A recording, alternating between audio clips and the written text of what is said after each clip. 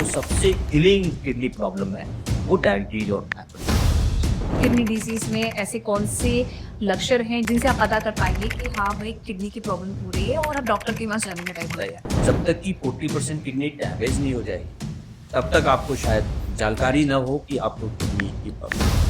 बहुत सारे यंगस्टर्स हैं जो जिम करते हैं और उसके बाद वो लोग काफी सप्लीमेंट्स प्रोटीन लेगा। Supplement in risk factor of the chronic kidney disease patient or even a normal individual, we don't recommend that. तो मैंने ऐसा भी सुना है कि अगर आप पानी पियो अच्छे से तो आपकी किडनी को कोई प्रॉब्लम नहीं होगी। दिन में 2 लीटर पानी पीना चाहिए तो किडनी सेफ रहेगी। पानी पीने का ये तरीका है कि आपका वेस्ट प्रोडक्ट जितना भी बॉडी बना वो इजीली टॉक्सिन्स वो टॉक्सिन्स है, उसके लिए 2 से 3 लीटर पानी सफिशिएंट है। बहुत सारे लोग को थकान होती है और क्या ये एक सिम्टम्स है? अगर थकान हो रही है और स्पेशली हीमोग्लोबिन कम आया, सीरम क्रिएटिनिन बढ़ा हुआ है, that means you are having stage 3 kidney.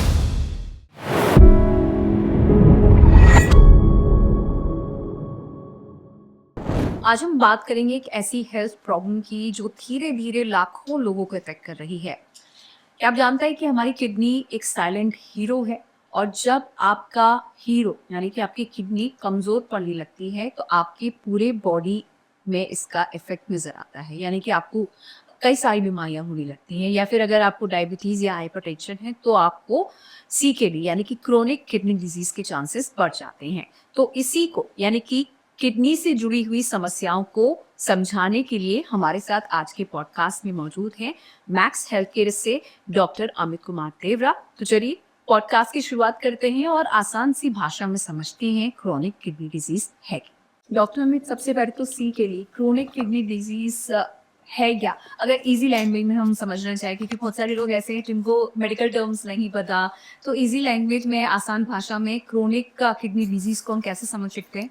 देखिए, ऐसा है कि किडनी, जैसा कि आपको पता होगा कि किडनी एक बहुत ही वाइटल ऑर्गन है। हमारे बॉडी में 2 किडनी होती है और इनका काम होता है कि शरीर से वेस्ट प्रोडक्ट जो भी होता है, जो टीडी वेस्ट प्रोडक्ट होता है, उसको यूरिन के माध्यम से बाहर शरीर से निकाल। इसके अलावा कुछ हार्मोन के भी उसके काम है, जैसे कि जो ब्लड का फॉर्मेशन होता है, एरिथ्रोपोइटिन बर्न होता है या कैल्शियम रेगुलेशन होता है, तो ये करते हैं। बट जो मेनली वेस्ट प्रोडक्ट्स को बाहर निकालता है जो किडनी होता है, तो कई बार ऐसा होता है कि किडनी में कोई प्रॉब्लम हो गई, कोई डिजीज हो। अब ऐसा भी होता है कि जब भी किसी को कोई डिजीज होती है तो वो या तो नेचुरली ही हो जाती है या मेडिसिन से वो वापस रिकवर हो जाती है। लेकिन जब किडनी का फंक्शन रिकवर ना हो पाए और 3 मंथ के ड्यूरेशन के बाद भी वो डैमेज है या जितना भी फंक्शनल लॉस हो गया है वो बना रहे, तो फिर हम उसको बोलते हैं क्रोनिक किडनी डिजीज। मतलब कि किडनी की ऐसी कोई भी डिजीज जो कि 3 मंथ के पीरियड में even after the treatment recover नहीं होती है, तो उस समय जो डिजीज स्टेटस बना रहता है उसको हम लोग क्रोनिक किडनी डिजीज। ठीक है, ये तो इसी लैंग्वेज में आपने बता दिया कि क्रोनिक किडनी डिजीज है क्या। लेकिन जो ये बीमारी होती है किडनी से जुड़ी हुई, इसके रीजन क्या होता है, कारण क्या होता है कि आप को भी ये हो सकती है? देखिए, जो इसके सबसे इम्पोर्टेंट रीजंस है, सबसे प्रमुख है, वो डायबिटीज और हाइपरटेंशन है। अप टू 60%, मतलब 40 to 60% केसेज में जो किडनी में प्रॉब्लम, क्रोनिक किडनी प्रॉब्लम होती है, वो हाइपरटेंशन और डायबिटीज की वजह से होती है। इसके अलावा बहुत सारी जेनेटिक डिजीज होती हैं, जैसे कि सिस्टिक डिजीज, जिसको एडीपी केडीपी कहते हैं, दोनों किडनियों में वाटर बैग्स मिल जाते हैं, या स्टोन की प्रॉब्लम होती है, या किडनी में इन्फेक्शन हो सकता है। ये सारी भी बीमारियां हैं जिनकी वजह से किडनी प्रॉब्लम हो सकती है। पर हमें जानना चाहिए कि जो सबसे किलिंग किडनी प्रॉब्लम है वो डायबिटीज और हाइपरटेंशन। तो मतलब इनको तो चांसेस ज्यादा हो जाते हैं जिनको डायबिटीज है या हाइपरटेंशन की प्रॉब्लम है और ब्लड डायबिटीज, प्रेशर। हाँ, डायबिटीज और हाइपरटेंशन मतलब blood pressure. Blood pressure. So ये दोनों अगर आप देखोगे तो लाइफ स्टाइल डिजीज है। लाइफ स्टाइल डिजीज का मतलब हम कैसे अपने लाइफ को कंडक्ट करते हैं, डेली लाइफ स्टाइल्स को। हम एक्सरसाइज करते हैं कि नहीं, हमारी डाइट हैबिट क्या है, फूड हैबिट्स में बहुत ज़्यादा कोलेस्ट्रॉल या नमक की मात्रा तो नहीं है, हमारी लाइफ में स्ट्रेस कितना है। तो इनकी वजह से डायबिटीज ज़्यादा होता है। बहुत सारे लिटरेचर आ रहे हैं कि इंडिया में भी ओबेसिटी, डायबिटीज, हाइपरटेंशन ये बढ़ता जा रहा है। और अल्टीमेटली इसका प्रॉब्लम ये हो रहा है कि इसकी वजह से क्रोनिक किडनी डिजीज के भी प्रॉब्लम्स जो है वो इंसिडेंस हम देखें तो 2012 से लेकर 2025 में ऑलमोस्ट इट इज 1.5 टाइम्स हो गया। जो पहले 10% का अभी 16% स्तर किडनी डिजीज के और ये मैंने लाइफ स्टाइल की वजह से। इवन पहले ये डिजीजेज जो है अर्बन पॉपुलेशन में ज़्यादा होती थी, अब तो रूरल पॉपुलेशन में भी, क्योंकि वहाँ भी फूड हैबिट चेंज हो गई है। Stress is now the part of everybody's life, हर आदमी के जीवन में स्ट्रेस है। एंड लोगों को लाइफ स्टाइल मतलब आपको बहुत ज़्यादा केयर नहीं कर पा रहे अपने हेल्थ की, डाइट हैबिट, फास्ट फूड का कल्चर आ गया है, तो इन सब की वजह से नमक की मात्रा आपकी डाइट में बहुत ज़्यादा है। तो sugar and blood pressure both are increasing, दोनों ज़्यादा हो रहे हैं। और अल्टीमेटली डायबिटीज और हाइपरटेंशन का इम्पैक्ट हमारी बॉडी के सारे ऑर्गन्स पे होता है, और उसी तरह से किडनीज भी डैमेज हो रही है, तो सीकेडी के इंसिडेंस बढ़। तो आपने बताया जैसे डायबिटीज हाइपरटेंशन इनके मतलब जिनको भी ये प्रॉब्लम है उनको किडनी की प्रॉब्लम भी हो सकती है, तो इसके अलावा भी क्या नॉर्मल जो नॉर्मल लोग हैं जिनको इस तरीके की प्रॉब्लम नहीं है, कोई प्री एग्जिस्टिंग डिजीज नहीं है, उनमें कितने चांसेस हैं और जैसे उसके रीजन क्या होते हैं? उसके रीजन जैसे ग्लोमेरुलोनेफ्राइटिस होती है, एक तरह का किडनी के अंदर कभी इन्फेक्शन हो जाए, कोई वायरल इन्फेक्शन हो जाए या बैक्टीरियल इन्फेक्शन हो जाए, उसकी वजह से हो सकता है। देन आपके कई सारे ऑटोइम्यून डिजीज होती हैं, बहुत सारी कंजेनाइटल डिजीज होती हैं। यूरिनरी स्टोन अगर अन ट्रीटेड है या नेग्लेक्टेड है, वो भी हमारे किडनीज को डैमेज कर सकता है। सो बहुत सारे कारण हैं, पर अगर सारे कारण को देखें तो सबसे इसमें जो कॉमन कारण है वो डायबिटीज और ब्लड प्रेशर। लक्षण क्या होते हैं इस मतलब कैसे पता चल पाएगा अगर, क्योंकि बहुत सारी बीमारियां ऐसी होती है कि आपको स्टार्टिंग में रियलाइज नहीं होता है कि हाँ ये है, लेकिन जब स्टेज बहुत ज़्यादा आगे बढ़ जाती है उसके बाद आपको पता चलता है। तो किडनी क्रोनिक किडनी डिजीज में ऐसे कौन से लक्षण हैं जिनसे आप पता कर पाएंगे कि हाँ भाई किडनी की प्रॉब्लम हो रही है और आप डॉक्टर के पास जाने का टाइम हो गया है? ठीक है, किडनी की डिजीज का यही एक सबसे बड़ा चैलेंज है कि इसकी जो प्रॉब्लम्स होती है वो लेट, उसके लक्षण लेट आते हैं, डायग्नोस होते हैं। जैसे हमारी बॉडी का जो एक फंक्शन है, किडनी का फंक्शन है, जब तक कि वो 40% डैमेज ना होते हैं तब तक उसके सिम्टम्स अपीयर नहीं होते। तो अनलेस अनटिल कि there is a family history, जैसे किसी के परिवार में किसी को किडनी की प्रॉब्लम है, या यू हैड बीन डायग्नोज, मतलब आपको डायबिटीज या ब्लड प्रेशर डायग्नोस हो गया है, तब तो आपको रेगुलर चेकअप कराइए, और आपको कोई भी प्रॉब्लम होगी तो वो इन्वेस्टिगेशन के माध्यम से पता चलता है। और अगर लक्षण के माध्यम से करेंगे तो जब तक कि 40% किडनी डैमेज नहीं हो जाएगी तब तक आपको शायद जानकारी ना हो कि आपको किडनी की प्रॉब्लम है। और शुरुआती लक्षण यही होते हैं कि आंखों के सामने, आंखों जब आप सो के उठते हैं तो आंखों की चारों तरफ पूरी स्वेलिंग हो जाती है, जिसको हम लोग पेरी ऑर्बिटल एडिमा या पेरी ऑर्बिटल पफिनेस कहते हैं, आई की चारों तरफ पफिनेस कहते हैं, या यूरिन की मात्रा कम हो जाती है, ये पेरी भी हो जाता है। तो ये जो मेन प्रॉब्लम होता है, भूख का नहीं लगना या थकान का महसूस होना, ये जो होता है मोस्ट कॉमन सिम्टम्स होता है, जिसमें कि उसके बाद से अगर ऐसे अगर ऐसा चेकअप करवा स्पेशली अगर आपको रिस्क फैक्टर है, मतलब या तो आपकी फैमिली में किडनी डिजीज की प्रॉब्लम, या आपको अर्ली एज में शुगर या ब्लड प्रेशर डायग्नोज हो गया है, तो आपको रेगुलर अपना health checkup specially kidney function भी कराते रहना चाहिए। या कोई भी ऐसे लक्षण जिसमें आपको लगता है कि यूरिन आउट कम हो गया है, या आपके दोनों पैरों में सूजन है, या आंखों के चारों तरफ सूजन है, तो डेफिनेटली आपको अपना चेक। किडनी की फंक्शनैलिटी को मापने के लिए क्या किसी तरीके के टेस्ट यहाँ पर होते हैं? जैसे क्या टेस्ट है और कितने टाइम पीरियड में करवा दी जाए? राइट, सो किडनी के लिए सबसे इम्पोर्टेंट होता है कि आप अपना यूरिन एग्जामिनेशन करें and blood examination. Blood examination में हम लोग किडनी फंक्शन टेस्ट, जिसमें ब्लड यूरिया होता है, सीरम क्रिएटिनिन होता है, इलेक्ट्रोलाइट्स होते हैं, सोडियम पोटेशियम, ये सारी चीज़ों को हम करते हैं। जो मोस्ट कॉमन हम लोग वर्केबल मीटिंग पैरामीटर्स होते हैं वो ब्लड यूरिया और सीरम क्रिएटिनिन को देख के करते हैं। फिर इससे एक जीएफआर का एस्टिमेशन होता है, उस समय पता चलता है कि किडनी कितना फंक्शन कर रही है, एंड अकॉर्डिंगली हम बता सकते हैं कि आपकी जो भी किडनी की प्रॉब्लम है वो कितनी सीवियर है या कम सीवियर। सो इन टेस्ट के माध्यम से आपको पता चल जाता है, मेनली यूई एंड ब्लड। तो ये टेस्ट आपने बता दी है और थोड़ा स्टेजेस के बारे में भी कि किडनी जो क्रोनिक किडनी डिजीज है कि स्टेजेस से जो क्या उम्मीद करना चाहिए यहाँ पर हर स्टेज के साथ? लाइक, तो जब हमारे पास सीरम क्रिएटिनिन की वैल्यू आती है तो उससे एक एस्टिमेटेड जीएफआर हम कैलकुलेट करते हैं। तो एस्टिमेटेड जीएफआर जो है वो आपके सेक्स मेल है या फीमेल है या एज क्या है एंड योर सीरम क्रिएटिनिन की वैल्यू क्या है। इसके आधार पे एक कंप्यूटर जनरेटेड वो एस्टिमेटेड जीएफआर आता है। तो एक फार्मूला होता है जिससे हम कैलकुलेट कर सकते हैं। फिर उससे हम एक मेजरमेंट करते हैं। तो अमूमन 5 स्टेजेस होती हैं किडनी डिजीज की। तो जब भी जीएफआर हमारा 90 ml या उसके ऊपर है लेकिन रिस्क फैक्टर है जैसे यूरिन में प्रोटीन आ रहा है तो यू आर सीकेडी पर। और वो 90 से 60 ml आ गया तो आप सीकेडी टू हो जाते हैं। 60 से 30 ml आ जाता है तो कुछ स्टेज 3 हो जाता है। 30 to 15 हो जाता है कुछ स्टेज 4 हो जाता है एंड लेस देन 15 हो जाता है तो स्टेज 5 को वो लोग बोलते हैं एंड स्टेज रीनल डिजीज। मतलब उस समय किडनी का फंक्शन ऑलमोस्ट चला गया। Now patient need dialysis support. So that is known as end stage renal disease. So accordingly, stage 1 to stage 5. So stage 5 is the severe form of kidney disease, and the stage 1 is you are normal, but you are having risk for developing kidney disease. So you need to be very cautious. Stage 2 is a kidney disease, where your function will be a little bit dearaged.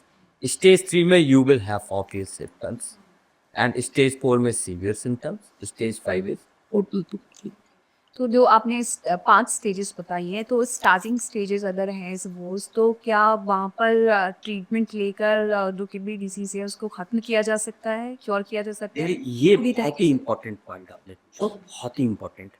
So kidney disease पे हमेशा जो हमारी organisations हैं उनका यही focus रहता है कि how to prevent the progression of kidney. So अगर आपको सीकेडी हो गया है या you are at risk to develop the CKD, then आपका पूरा एफर्ट जो हमारा हेल्थ केयर का एफर्ट उस पर्सन का जिसको डायग्नोज हुआ है उसके प्रोग्रेशन को डिले कर दे, प्रोग्रेशन को हॉल्ट कर दे। अगर मान लीजिए कि आपने कुछ नहीं किया तो हो सकता है कि within 4 5 6 years your kidney will be permanently damage. But if you intervene at right time with the right medicine and the right treatment, then this progression can be prolonged up to 20 years, 25 years. So maybe in your lifetime you don't require the end stage renal failure treatment. So you will live very peacefully and smoothly with certain medicine, with certain precaution, with certain lifestyle changes. But you don't need any dialysis support or the transplantation. So this is very very important thing that all the efforts should be सारा effort करना चाहिए कि we can make a diagnosis of kidney disease and then we do certain treatment, certain lifestyle changes कि उसका progression बहुत slow हो जाए और धीरे। तो ये बहुत है। डॉक्टर बिन, आपने स्टार्टिंग में बताया था कि हाइपरटेंशन और डायबिटीज़ के जो मरीज़ होते हैं उनको चांसेस ज़्यादा होते हैं किडनी डिजीज़ के। तो अगर कोई डायबिटिक है सपोज़, तो वो किस तरीके से मतलब बचाव कर सकता है? अगर स्टार्टिंग स्टेज आ गई है अगर किडनी डिजीज़ की कोई, तो क्या प्रिकॉशंस वो ले या क्या उसका डाइट रहना चाहिए कि वो आगे बढ़े ना? ठीक है, डायबिटीज जैसा कि आपको पता होगा कि दो तरह की होती है। ये इंसुलिन डिपेंडेंट होती है, नॉन इंसुलिन डिपेंडेंट टाइप 2 होती है। तो इंसुलिन डिपेंडेंट जो होते हैं उनको तो बहुत ही स्ट्रिक्ट एंड रेगुलर चेकअप करने की जरूरत पड़ती है। और जो नॉन इंसुलिन डिपेंडेंट या टाइप 2 होते हैं उसमें लाइफस्टाइल फैक्टर बहुत ज़्यादा कंट्रीब्यूट करते हैं उनके प्रोग्रेशन ऑफ एक्टिव में या उनका ओवरऑल मैनेजमेंट। तो उन्हें वो सारे risk factors like obesity, headache, smoking, alcohol, ये सारी चीज़ों का बहुत कंट्रोल करना है। एंड अगर आपको डायबिटीज डायग्नोस हो गई है तो you have to take regular medicine and आपको रेगुलर चेकअप कराना चाहिए and you need to be vigilant for the developing kidney disease. और उसमें सबसे इम्पोर्टेंट टेस्ट होता है यूरिन। जो पहला सबसे नॉर्मल टेस्ट होता है किसी भी किडनी डिजीज के पेशेंट पे, उसमें यूरिन में प्रोटीन आने लगता है, लीक ऑफ द प्रोटीन। तो जब भी डायबिटिक पेशेंट्स होते हैं, हाइपरटेंसिव पेशेंट्स होते हैं, फैमिली हिस्ट्री ऑफ सीकेडी होता है, उनको यूरिन एग्जामिनेशन करना चाहिए। और यूरिन में अगर प्रोटीन आ रहा है या बहुत से लोग बोलते हैं कि मेरे यूरिन में झाग आ रहा है, तो झाग आने का इनडायरेक्टली मतलब ये है कि उसको प्रोटीन लीक हो। सो वो एक रेड फ्लैग है, अलर्ट है। You have to go for blood test, meet your physician, transplant this nephrologist, transplant physician, and then they will tell you about blood mat, examine it and evaluate it, and then अगर कुछ है तो फिर आपका control of diabetes करिए, CKD का अगर कुछ भी स्टेज है तो उसका ट्रीटमेंट करिए, आपका प्रोग्रेशन बिल्कुल अच्छा हो जाएगा, you will have a normal life. Okay. और ये सेम अगर बीपी वाले के साथ हो कि उसमें क्या? ब्लड प्रेशर के साथ ब्लड प्रेशर में भी यही होता है कि अगर किसी का वेरी अनकंट्रोल्ड ब्लड प्रेशर है, तो उनकी जो वेसल्स होती है, वो आर्टराइज़ होने लगते हैं, जिनको हम लोग बोलते हैं आर्टेरियोस्क्लेरोसिस। तो वो बहुत थिक हो जाती है। वैसे ही किडनी की वेसल्स जब जाती है वहाँ पे, तो वो फिर वहाँ पर फिल्ट्रेशन मेम्ब्रेन को डैमेज करना शुरू कर देती है, हाई ब्लड प्रेशर की वजह से। बेसिकली किडनी क्या है? फिल्ट्रेशन मेम्ब्रेन का एक जाल है, जिसमें हमारा सारा ब्लड जाता है, फ़िल्टर होता है। अगर उसकी मेम्ब्रेन डैमेज हो जाएगी, तो जितने भी एसेंशियल प्रोटीन्स हैं, वो वहाँ से लीक होना शुरू होते हैं। And that will cause lot of equilibrium changes and the further damage to overall equilibrium metabolism of the body, and that may cause damage to the kidney खराब होना शुरू होता है। तो हाइपरटेंशन के भी पेशेंट्स में आपको अपना शुगर का तो सॉल्ट कंट्रोल करना है, ज़्यादा सॉल्ट ही लेना है, आपका ब्लड प्रेशर कंट्रोल होना चाहिए, ये सारी चीज़ें कर तो आपको एक नॉर्मल डाइट क्या होनी चाहिए अगर किसी को किडनी प्रॉब्लम है? क्योंकि क्या करें, अब सॉल्ट का जिक्र किया कि सॉल्ट कम खाना चाहिए, प्रोटीन के लिए भी बोलते हैं कि जो ग्रीन एंड डेयरी लेना चाहिए, फिर देखिए, डाइट जो कि सीसीडी के पेशेंट्स होते हैं उनको बहुत ही बैलेंस डाइट चाहिए। बेसिकली सीपीटी के पेशेंट्स में हमें 2 चीज़ें देखनी है कि कोई कॉम्प्लिकेशन ना हो गया उसकी वजह से, एंड उसका प्रोग्रेशन ना हो जाए। ये 2 चीज़ बहुत है। प्रोग्रेशन को रोकने के लिए आपको सॉल्ट का इंटेक कम करिए, ताकि आपका ब्लड प्रेशर कंट्रोल। तो एनी काइंड ऑफ सॉल्ट, जैसे पिंक सॉल्ट हो गया। हाँ, मेनली हम जो कर बात करते हैं तो नॉर्मल सॉल्ट जो होता है, the not the rock salt, क्योंकि उसमें पोटेशियम होता है। और जो हम नॉर्मल यूजुअली लेते हैं, White salt. Which is white salt sodium, right, उसकी मात्रा कम करनी चाहिए। एंड देन आपको क्या करना है कि जो भी आपके रिस्क फैक्टर्स हैं, जैसे शुगर का कंट्रोल, ब्लड प्रेशर का कंट्रोल, उसको करना है। पानी की मात्रा उतनी ही लेनी है जितनी इम्पोर्टेंट है। आप मतलब ये डिपेंड करता है कि किस स्टेज ऑफ रिनल फंक्शन। ये अगर आपका नॉर्मल, पानी की बात करें ना, कहते हैं कि 2-3 लीटर एक दिन में तो पीना ही देखिए, चाहिए। अगर नॉर्मल रीनल फंक्शन है, आपकी किडनी फंक्शन में कोई भी प्रॉब्लम नहीं है, तो आप 4 लीटर पानी पिए, 5 लीटर पानी पिए, कोई फर्क नहीं। Even the early stage of kidney disease, जैसे कि स्टेज 1 में भी पानी के बॉम्ब से कोई फर्क नहीं। लेकिन जब स्टेज 3 हो जा रहा है या स्टेज 4 हो जा रहा है, वहाँ पे फिल्ट्रेशन ऑलरेडी अफेक्ट हो गया, वाटर क्लियरेंस नीड हो रहा है। वहाँ पर अगर आपने एक्सेस वाटर लिया, तो हो सकता है कि वो रिटेन कर जाए बॉडी में, और उससे आपका रेस्पिरेशन प्रॉब्लम में आ जाए। तो उन लोगों को जिनका स्टेज 3, स्टेज 4 या स्टेज 5 किडनी डिजीज, उनको वाटर इनटेक लिमिट करना चाहिए according to the urine of, जितना यूरिन आउटपुट प्लस 500 और मैक्सिमम 700। लेकिन नॉर्मल इंडिविजुअल कितना भी पानी पिए, उससे कोई फर्क नहीं पड़ता है। और क्या चीजें अवॉइड करनी चाहिए नमक के अलावा? तो सेकेंड थिंग जो मैंने आपको बताया, कॉम्प्लिकेशन ना हो। तो यूजली किडनी के पेशेंट्स में पोटेशियम ज़्यादा होने लगता है, क्योंकि वो फिल्टर नहीं होता है, सोडियम पोटेशियम का इक्विलिब्रियम चेंज हो जाता है।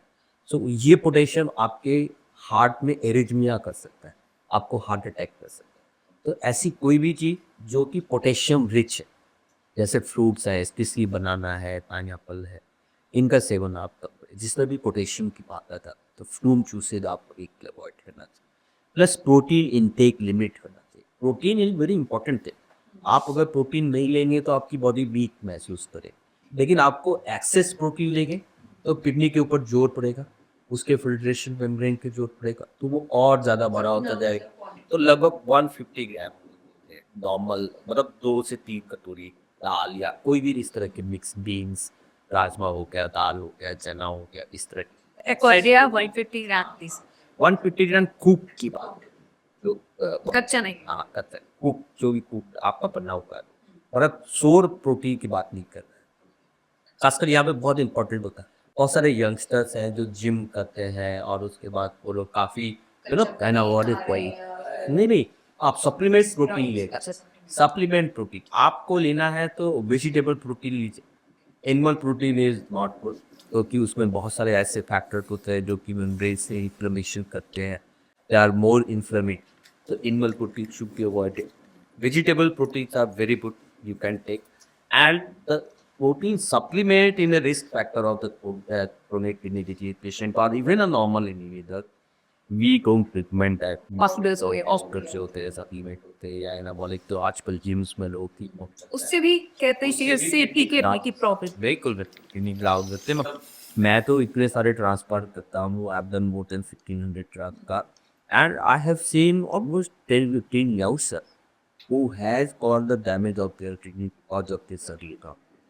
So we should means educate our youngsters that see although you are making your body, but that is also till you are maintain the gym it will maintain. But अगर आपने ये जो supplement किया कि ये आपको किडनी को बहुत ही सीवियरली डैमेज कर सकता है, तो आप बेसिकली आपको करना है तो आप वेजिटेबल प्रोटीन लो, पनीर लो, लेकिन सप्लीमेंट्स बिल्कुल ना। एनिमल प्रोटीन भी ले लो, कोई बात नहीं है, लेकिन सप्लीमेंट बिल्कुल नहीं है। अ, बहुत सारे लोग को थकान होती है और कई बार ऐसे भी लोग आते हैं जब डायग्नोस होके कि किडनी से रिलेटेड वो उनको प्रॉब्लम हुई है। क्या ये एक कहते हैं सिम्टम्स है थकान? हाँ, जब स्टेज 3 या स्टेज 4 हो जाए डिजीज़, किडनी डिजीज़, तो उस समय थकान बहुत ज़्यादा होने लगती है, क्योंकि आपका हीमोग्लोबिन कम हो जाता है, कैल्शियम कम हो रहा है, तो आपके बोन्स में पेन होने लगेगा, आपको थकान होने लगेगी और बहुत जल्दी एग्जॉस्ट हो जाएँगे। स्पेशली समटाइम्स कुछ डिपॉज़िट हो जाते हैं यूरिक एसिड्स वगैरह, तो उसकी वजह से स्किन एकदम ड्राई हो जाती है, खुजली आने लगती है। ये सारे जो हैं लिटिल हाई स्टेज की भी डिजीज़ के सिम्पटम्स हैं। तो अगर थकान हो रही है तो आप और स्पेशली हीमोग्लोबिन कम आया, सीरम क्रिएटिनिन बढ़ा हुआ है, that means you are having stage 3 kidney.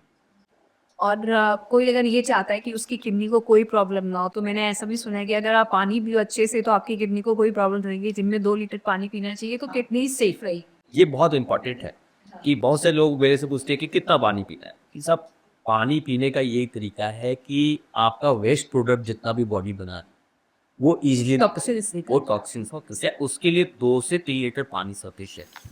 पर इसमें जो कैच पॉइंट है कि आपका काम क्या है। Suppose you are a field worker, you are doing lot of sweating, so even 5 liter 4 liter भी आपको ड्रिंक सकता है। And suppose you are working in office is chill एजर, हाँ एसी इन्वायरमेंट है, लेस स्वेटिंग है एंड आउटवर्ड्स एटमॉस्फेयर से आपका एक्सपोजर बहुत कम है, तो about 2 liter is sufficient for and this water should be distributed in 24 hours। नॉट कि आपने एक बार तो बहुत ज़्यादा ले लिया और फिर 12 घंटे तक। So usually you should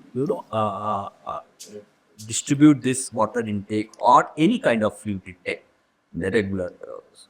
पानी में भी बोलते हैं कि ऐसा सादा पानी नहीं पीना चाहिए, उसमें या तो रॉक सॉल्ट मिला लो, सेलेनास आ जाते हैं, ऐसा ऐसा तो वो पानी पी सकते हैं। नॉर्मल टी बटर जो कि आप या तो आर होता हो या शुड बी बिल्ली लाइट पानी पी सकती है, लाइक कोई भी हो सकता है। कोई अलग से उसमें डाल नहीं। ठीक है, जिसको भी अपनी किडनी सेफ रखनी है वो 2 से 8 लीटर पानी पी लेता पानी जरूर पिए। पर अगर वो किडनी डिजीज हो चुकी है स्टेज 3 स्टेज 4 दर्द थोड़ा सा तो कर डॉक्टर की सलाह के तो हाँ, तो कट करना है। अब ऐसे कोई 3 सिम्पटम्स जो आप नज़रअंदाज नहीं कर सकते अगर मतलब जैसे आपने बोला ना कि स्टेज 4 तक आने में लोगों को पता चलता है। कोई 3 सिम्पटम्स ऐसे डॉक्टर बता दीजिए कि जिससे आपको पता चल जाए कि हाँ, ये किडनी से जुड़ी हुई प्रॉब्लम हो सकती तो अगर मान लीजिए कि सडनली आपने पानी पी रहे हैं लेकिन फिर भी आपका यूरिन आउटपुट बहुत कम हो गया, तो आप this is a red flag. या आप सो के उठे और आपके आंखों के चारों तरफ बहुत ज़्यादा सुजन, स्पेशली जो बच्चों में होता है एडोलेसेंट एज ग्रुप के अंदर फोर्टिक सिंड्रोम, उनके बच्चों के चेहरे बहुत पफी होते हैं, वहाँ पे आपको चेकअप कराना चाहिए। या दोनों पैरों में सूजन आ, तो ये 3 चीज़ें ऐसी हैं जैसे आंखों के चारों तरफ सूजन का आना, दोनों पैरों में सूजन का आ जाना, या यूरिन आउटपुट पर दृष्टि का होता है। यहाँ पे है। सिम्पटम्स हो सकते हैं उससे जो आपको किडनी को ठीक है, चलिए सिम्पटम्स आपने बता दिए और स्टेजेस भी बता दी यहाँ पे। अब आता है डायलिसिस पर। क्या है डायलिसिस और कैसे काम रहता है? तो जैसा हम लोग अभी डिस्कशन कर रहे थे कि क्रोनिक किडनी डिजीज की स्टेजेस होती है, तो जब यह किडनी डिजीज स्टेज 5 में चली जाती है, इसको मैंने हम डिस्कस किया था कि एंड स्टेज रिनल डिजीज, उस समय आपको किसी सपोर्ट की जरूरत होती है वेस्ट प्रोडक्ट को बाहर निकालने, बिकॉज आपकी किडनी कैपेबल नहीं है उस वेस्ट प्रोडक्ट को बाहर निकाल से। तो ऐसे में you need some support system. So dialysis is similar support system. जहाँ पे आपके ब्लड को एक मशीन के थ्रू रन करते हैं। सो डायलिसिस दो तरह की होती है, एक हीमोडायलिसिस होती है, एक पेरिटोनियल डायलिसिस। तो हीमोडायलिसिस में हम क्या करते हैं कि पेशेंट का एक स्टेशन पे आता है हॉस्पिटल के अंदर यूजुअली, और उसके मेजर वेसल्स जो हाई फ्लो रनिंग है उसके लिए हम एक फिशुला क्रिएशन भी करते हैं, या एक वाइट बोर्ड ह्यूमेनल एक्टर भी डालते हैं उसके वेन्स में। तो उसकी वजह से हमें एक वाइट फ्लो चैनल मिल जाता है, तो वहाँ से ब्लड आता है और वो उस मशीन में सर्कुलेट होता है, विच इज फिल्ट्रेशन मेम्ब्रेन लगी होती है। वहाँ से सारे वेस्ट प्रोडक्ट जो किडनी का काम था वो फिर वो मशीन करती है, and it's a 2 to 3 hours setting, then all the blood is repeatedly going and coming, so which will filter all the waste product. So आपका 2 दिन का जो भी वेस्ट प्रोडक्ट है अमूमन वो निकल जाता है। तो हफ्ते में 3 बार आपको ऐसा करना पड़ता है। तो सीधा एक अगला स्टेज वाइट है, stage by. So dialysis support is needed in a person who is having Frank renal failure और एंड स्टेज डिलीवरी और स्टेज बाय, तीनों एक ही चीज का नाम। तो उन लोगों को डायलिसिस। अब होम डायलिसिस की है कुछ और कितना होम डायलिसिस जो होती है, होम डायलिसिस बेसिकली बहुत से लोग बिजी है या ओल्ड एज है वो नहीं आ सकते हैं, तो वो होम डायलिसिस की उनको सुविधा होती है। तो इसमें दो तरह का होता है, एक तो पेरिटोनियल डायलिसिस।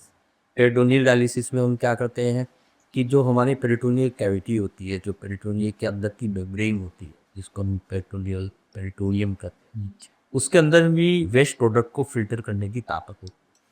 तो एक स्पेशल डायलाइजर फ्लूइड जो है हम वो पेट में डाल देते हैं, और वहाँ पे वो 3-4 घंटे तक डूब रहता है, और वहाँ से वो वेस्ट प्रोडक्ट इसके उसमें आ जाता है और फिर उसको बाहर निकालते हैं। तो ये रिपीटेड साइकिल है, दिन में 3 बार करना पड़ता है। इसमें भी दो तरह का होता है, जिसमें कि हम एक CAPT बोलते हैं उसको, कॉन्टिन्यूअस एम्बुलेटरी, जिसमें आप अपना काम भी कर सकते हैं और 4 घंटे की सेटिंग हुई वो फिर निकाल लिया, या रात के समय भी आप कर सकते हैं, उसमें एक मशीन के माध्यम से करते हैं CAPT। तो इस तरह से ये होम पे आप कर सकते हैं, इसके लिए हॉस्पिटल आने की ज़रूरत नहीं है। बहुत से लोग का क्या होता है कि ब्लड वो हार्ट वीक होता है, उनको हीमोडायलिसिस टॉलरेट नहीं कर पाते, क्योंकि जैसे ही ब्लड शरीर से थोड़ा-सा बाहर निकलता है, उनका बीपी कम हो जाता है, हाइपोटेंशन होता है।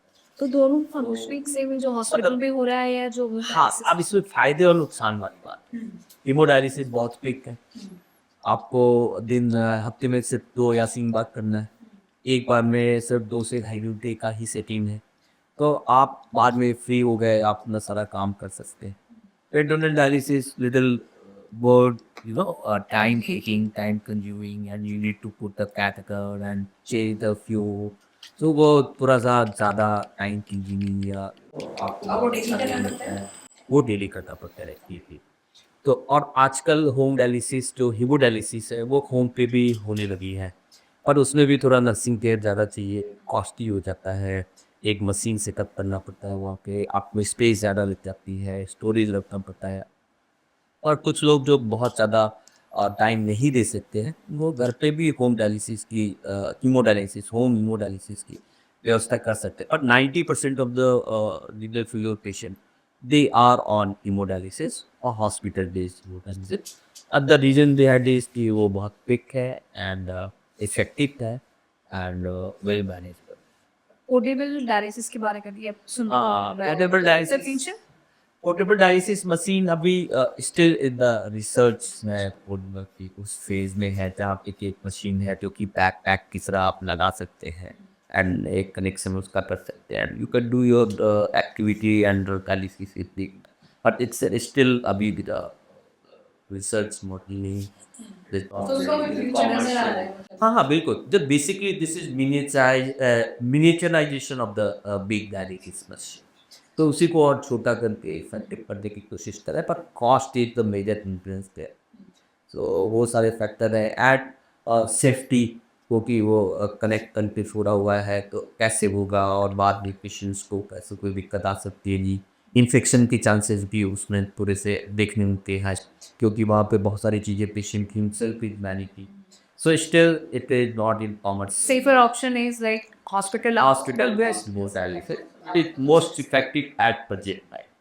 और टेक्निक्स में तो किसी तरीके का चेंज तो क्योंकि इतने साल हो गए अब तो इस फील्ड में काम करते हुए टेक्निक में काफ़ी तो पुरानी सीख के अब वो तक में क्या चीज़ डायलाइजर ट्रूप्स फ्यूचर में है, क्या डायलाइजर्स थोड़े से और इफेक्टिव हो गए हैं, सो उनसे बहुत इफेक्टिव होता है। Plus now we are regulating lot of other thing जो भी साथ में किडनी फंक्शन के साथ में जो डिफिशियंसी हो जाती है, जो लाइक एरिथ्रोपोइटिन हार्मोन की डिफिशियंसी हो जाती है, कैल्शियम थोड़े से कम हो जाते हैं, फास्फोरस की मात्रा का बैलेंसिंग होता है। तो अगर हम डायलिसिस प्रॉपर तरीके से करें एंड ऑल द सप्लीमेंट्स जो कि किडनी डिजीज़ के पेशेंट्स में डेफिशिएंट हो जाते हैं, जैसे सेम कैल्शियम या आयरन या जो है एरिथ्रोपोइटिन हार्मोन, उनको प्रॉपर्ली हम देते रहें, सप्लीमेंट पेशेंट्स को देते रहें।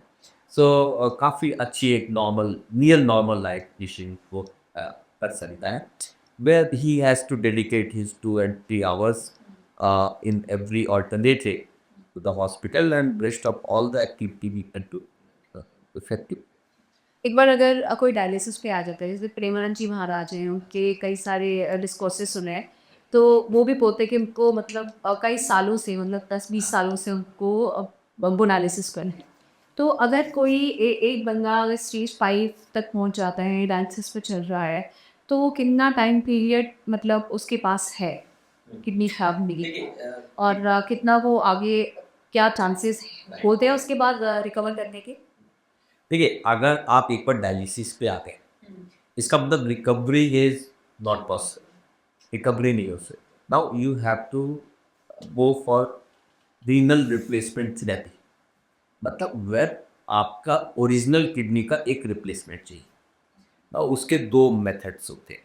One is dialysis, whatever form, चाहे पेट्रोल डायलिसिस हो या डायलिसिस हो, जो भी आपके लिए इफेक्टिव, जो doctor will decide. And another is kidney transplantation. Now kidney transplant has its own challenge. You need a family donor, blood group compatibility, cost. Most common जो इसमें लिमिटिंग फैक्टर है अवेलेबिलिटी ऑफ द फैमिली के पास available donor नहीं। Now what is the other option? दूसरा option क्या है? अगर हमारे पास अवेलेबल डोनर नहीं है, देन आपके पास डायलिसिस है, हेमोडायलिसिस है।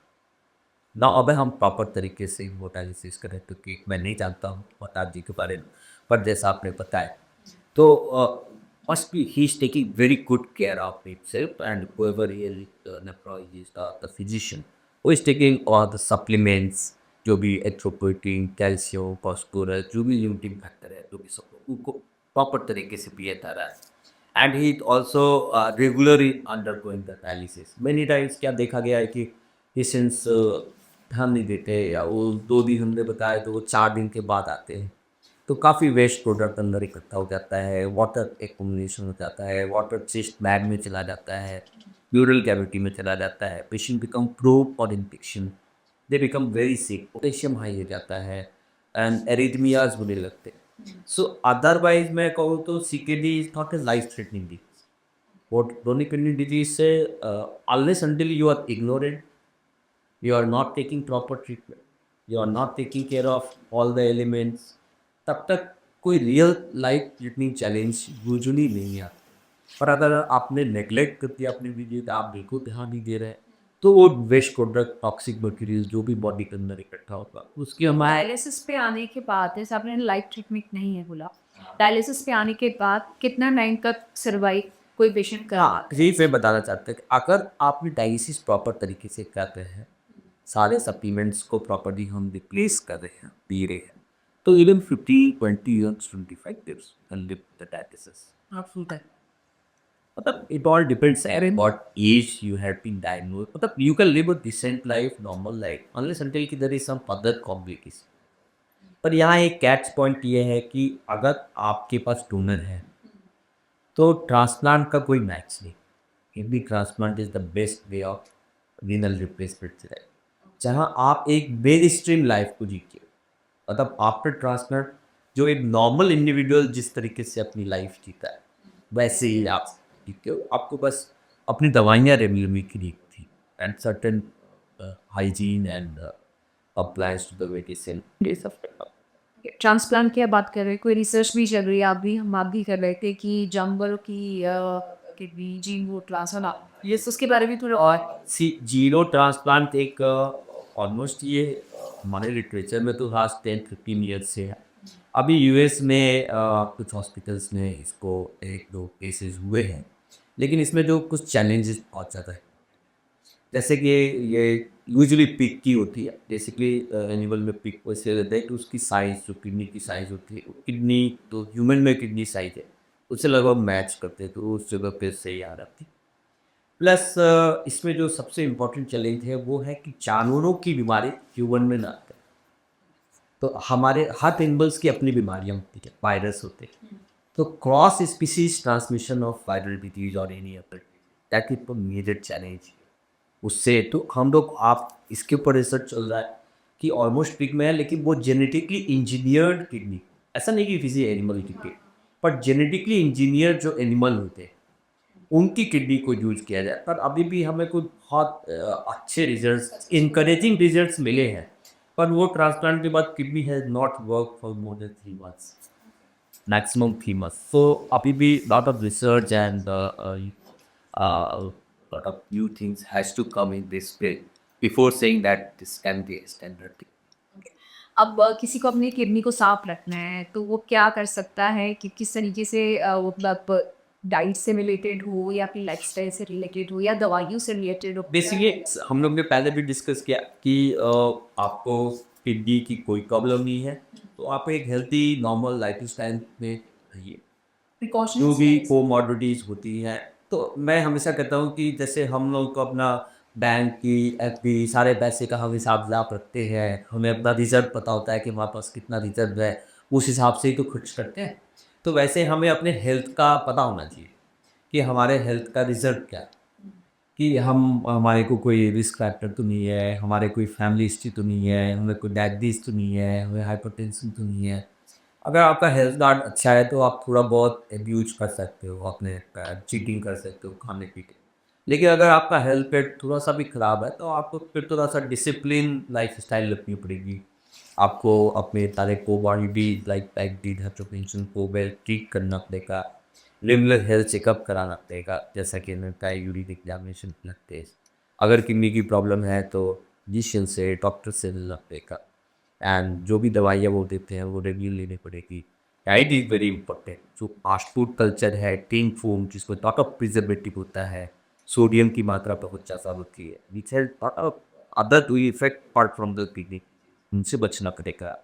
अल्कोहल, स्मोकिंग, इनसे बचना पड़ेगा, डॉक्टर बेसिस करना पड़ेगा। So these are the basic standard lifestyle practices in current days, you know, which we must adopt to keep ourselves healthy, keep our क्या सुबह की कॉफ़ी ले क्योंकि आजकल बहुत सारे लोग सुबह कॉफ़ी पीते हैं फिर चाहे वो जिम गोइंग्स हो या फिर मतलब नॉर्मल जो खाली पेट कॉफ़ी पी रहे हैं तो ये चीज़ भी क्या आपकी किडनी को खराब करती है कॉफ़ी बोल रहे हैं चाय को और नॉट डायरेक्टली, पर हाँ, ज़्यादा कैफीन से आपको और भी प्रॉब्लम्स हो सकती है, जैसे ब्लड प्रेशर, नॉट एक्सेप्टिंग जो नॉट अट्रैक्टिव किडनी।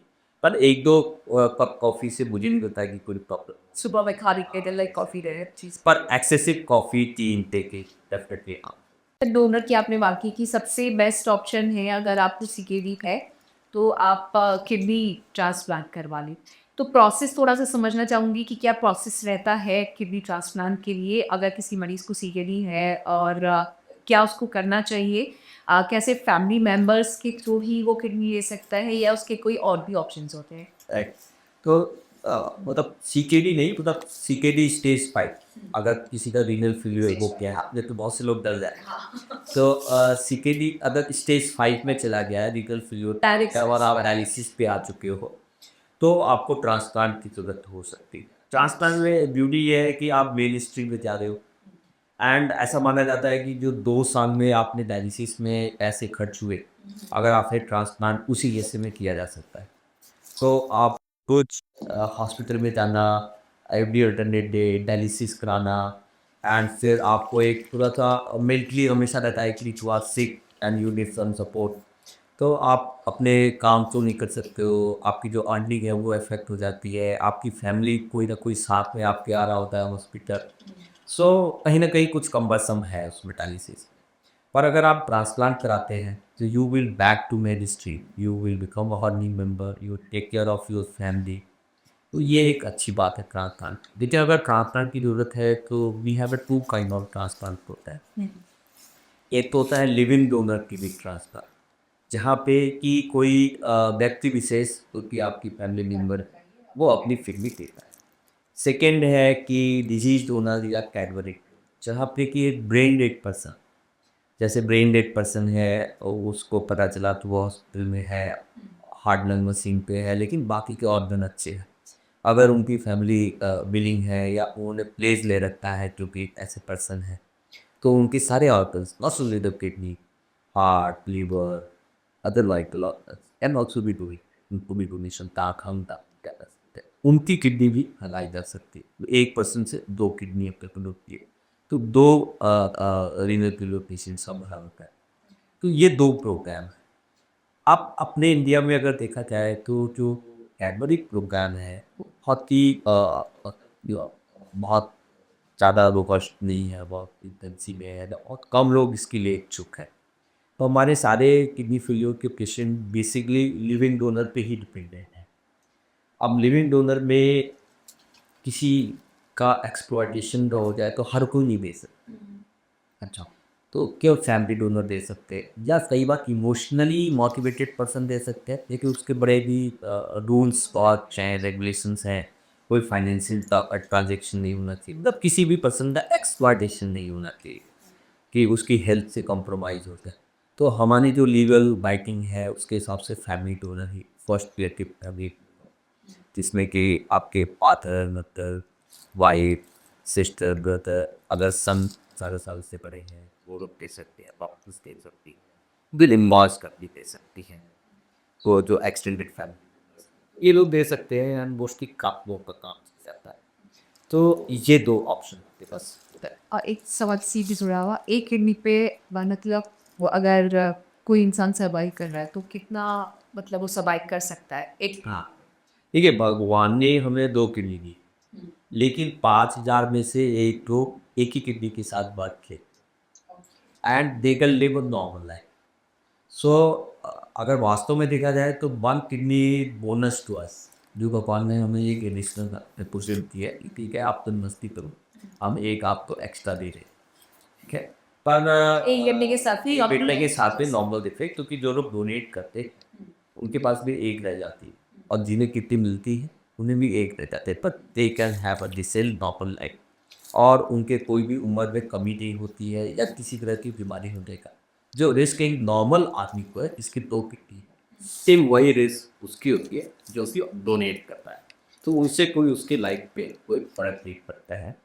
और आजकल तो देखिए हम लोग डोनेशन जो भी लेते हैं वो लैप्रोस्कोपिक मेथड से लेते हैं। सो लैप्रोस्कोपिक में क्या होता है कि हॉस्पिटल स्टे कम होता है, स्कार बहुत छोटा होता है, स्कार जो है वो बिलो द बेल्ट लाइन होता है तो किसी को दिख नहीं सकता है। So it is a very very cosmetic effective and safe procedure. तो उसको मैंने से एक्सेप्टेंस फॉर डोनेशन वो बहुत अच्छी हो गई है सोसाइटी।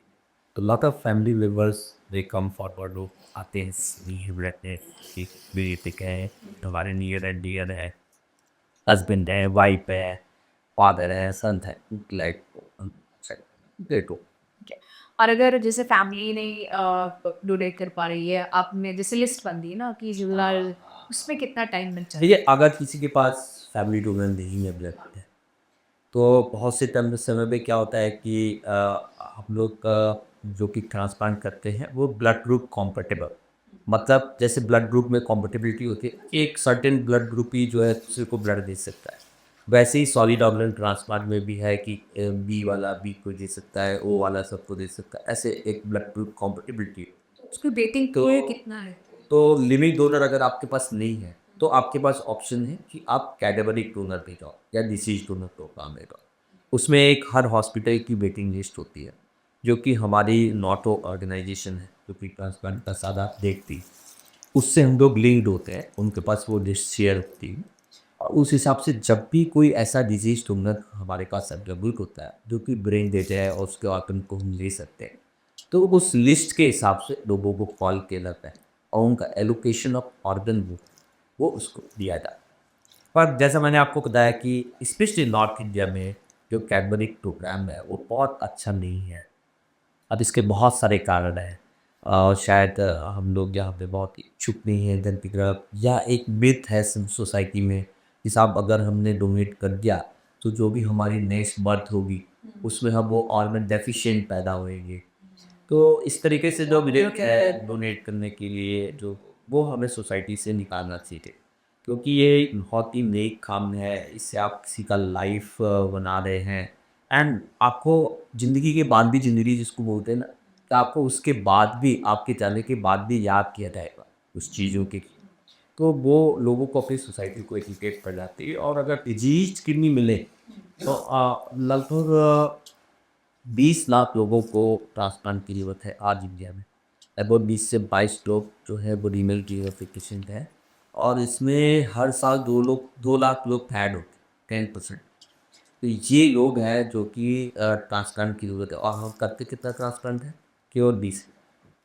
सो साल में पूरे इंडिया में 18 से 20 हज़ार ट्रांसप्लांट पूरे चाहिए 22 लाख लोगों को, हर साल 2 लाख लोग। अवेयरनेस या तो अब अगर वो डिजीज प्रोग्राम शुरू हो जाए जहाँ पे कि लोग डोनेट करने लगे अपने पर, और आपको जानकारी होगी कि कितने लोग रोड ट्रैफिक एक्सीडेंट में अपना जीवन हो जाता है। अगर ऐसे लोग प्लेस करते हैं तो बहुत सारे लोगों का जीवन बदल सकता है, एक और व्यक्ति के पैसे वो चीज़ें बदल सकते हैं। पर ये सोसाइटी को धीरे धीरे जगना होता है, हम लोग की बात से तो वो सारी चीज़ें होगी, तो हम भी वेस्टर्न कंट्रीज़ की तरह इस प्रोग्राम आगे बढ़ा पाएंगे। पर एक और माध्यम होता है जिसको हम लोग बोलते हैं एवियो अनकम्फर्टेबल ट्रांसप्लांटेशन या अनमैक्स ब्लड ट्रांसप्लांटेशन। सपोज आपके पास फैमिली मेम्बर है और ब्लड ग्रुप मैच नहीं कर रहा, सो नाउ टेक्नोलॉजी है डिवॉल्व कि उसमें हम वो जो एंटीबॉडी उस ब्लड ग्रुप के अगेंस्ट उस रेसिपिएंट के ब्लड में है, उसको हम एक मशीन के माध्यम से, प्लाज्मा एक्सचेंज के माध्यम से, प्लाज्मा पोलिसिस के माध्यम से बाहर निकालते हैं और फिर ट्रांसप्लांट करते हैं। तो उसके बहुत ही अच्छे सक्सेसफुल आउटकम। तो अगर आपके पास फैमिली डोनर नहीं है तो या तो आप डिजीज डोनर भी जा सकते हैं। ब्लड ग्रुप कॉम्पिटेबल नहीं है तो आप match blood group transplantation options हैं काफ़ी सारे। एक और सवाल है डायलिसिस के बाद, क्योंकि हर कोई लाइफ टाइम डायलिसिस का नहीं करता। डायलिसिस का खर्चा कितना होता है एक सेकंड? देखिए, हॉस्पिटल टू हॉस्पिटल होता है। तो कहीं पे 2200 रुपये का होता है, कहीं पे 3000 का होता है, कहीं 4.5 का होता है। 2.5 घंटे का प्रोसेस होता है, फिर आना जाना, उसके साथ कुछ और दवाइयाँ लगती हैं, हफ्ते रेट पे बुक करना पड़ता है, चेकअप कराते रहना पड़ता है। तो अमूमन ऐसा माना जाता है कि मतलब अगर हम मान लें कि हफ्ते की 3 डायलिसिस हो गई और एक रॉक कैलकुलेशन करें, सीट हॉम्पिंग फ्यूचर 10,000 रुपये पर हफ्ते के हिसाब से 40 हज़ार सेमेस्टर मिला के लगभग 50,000 पर मंथ का। बट अभी तो हमारी गवर्नमेंट बहुत ही इसकी तरफ अवेयर है, और बहुत सारे PMJY सेंटर्स हैं जहाँ पे कि डायलिसिस फ्री हो रही। तो लेडी पेशेंट्स को गवर्नमेंट ने डायलिसिस CKD पेशेंट्स को बहुत ही अच्छे प्रोग्राम्स डेवलप किए। और इवन ट्रांसप्लांट के लिए मैं बताना चाहूँगा कि चीफ मिनिस्टर फंड से, प्राइम मिनिस्टर फंड से लगभग 3 लाख रुपये तक की मदद मिलने को मिलता है। अच्छे सारे नीडी पेशेंट्स हैं तो इन फंड की वजह से इन्होंने ट्रांसप्लांट कराया है, और दे आर लिविंग इसलिए तो एक लास्ट टिप यहाँ पर आप देना चाहें कि अपनी किडनी को हम कैसे सेव कर सकते हैं? मैं ये कहूँगा कि किडनी सेव रखना है तो सबसे पहले आपको अवेयर अबाउट है, आपको लाइफ़स्टाइल अच्छी रखनी पड़ेगी, अपना खान-पान अच्छा रखना पड़ेगा। जो भी कोमॉर्बिडिटीज़ हैं, जैसे डायबिटीज़, हाइपरटेंशन, अगर आपको डायग्नोज़ हो गया है, बहुत से लोग कहते हैं कि साहब हम ब्लड प्रेशर की दवा नहीं शुरू करेंगे क्योंकि उनका लाइफ लॉन्ग ले रही थे। लेकिन अगर आपने ब्लड प्रेशर की दवाई सही समय पे शुरू की, तो बहुत सारे ऑर्गन, ना केवल किडनी, बहुत सारे ऑर्गन डैमेज होने से बच जाएँगे, और आपको एक ज़्यादा ट्रीटमेंट की या ज़्यादा कॉम्प्लेक्सिटी ऑफ ट्रीटमेंट की ज़रूरत नहीं। सो अगर ब्लड प्रेशर आपको है तो आप ज़रूर उसका ट्रीटमेंट करें, रेगुलर ट्रीटमेंट करें। डायबिटीज़ है तो रेगुलर ट्रीटमेंट करें। Be cautious about your health. कोई भी लक्षण आप बना रहे हैं तो हिचके रहे, इमीडिएटली अपने हेल्थ प्रोवाइडर से मिलिए। और more emphasis on preventive health checkup, more emphasis on diagnosing the thing early, so that checkups हमको 6 मंथ या 1 ईयर कितना यूजुअली 1 साल पे करें तो बहुत अच्छा है। बट अगर आपकी एज 45+ है तो आप तो रेगुलरली हेल्थ चेकअप कराना चाहिए। और अगर कोई डायग्नोसिस बन गई है तो प्रॉपर ट्रीटमेंट करना चाहिए। मुझे लगता है कि ये हम प्रिवेंटिव हेल्थ चेकअप के अगर एम्फेसिस करें तो उससे हमारी किडनी डैमेज होने से बच सकती है और अर्ली डायग्नोसिस हो सकती है और प्रॉपर ट्रीटमेंट। लास्ट स्टेज पे पहुंचने की जरूरत नहीं है। और अगर हमने लाइफस्टाइल अच्छी रखी, हमारे खान पान अच्छे हैं, हमारे डाइट में ज़्यादा सोडियम नहीं है, फास्ट फूड नहीं है, वाटर इनटेक अच्छा है, तो कोई बीमारी नहीं, शुगर नहीं होगा, हमें ब्लड प्रेशर नहीं होगा, तो समझ गया भी थी। चलिए, तो कौन कौन सी चीज़ें आपको यहाँ पर ध्यान में लगती हैं अगर आपको ही अपनी किडनी को सेव करना है और दूसरी बीमारी आपने आपको नहीं लगानी है, तो डॉक्टर आबिद ने आपको बता दिए ये चीज़ों को आप फॉलो कीजिए और प्रिवेंटिव हेल्थ चेकअप आपकी ज़रूरत से right. Thank you doctor Amit for your joining us और बातें ऑफिशियल में अभी दी बहुत शुक्रिया आपका। Thank you. तो आज का हमारे पॉडकास्ट ये वीडियो आपको पसंद आया हो तो चैनल को सब्सक्राइब ज़रूर कीजिएगा और इस वीडियो को शेयर और लाइक ज़रूर कीजिएगा। Thank you.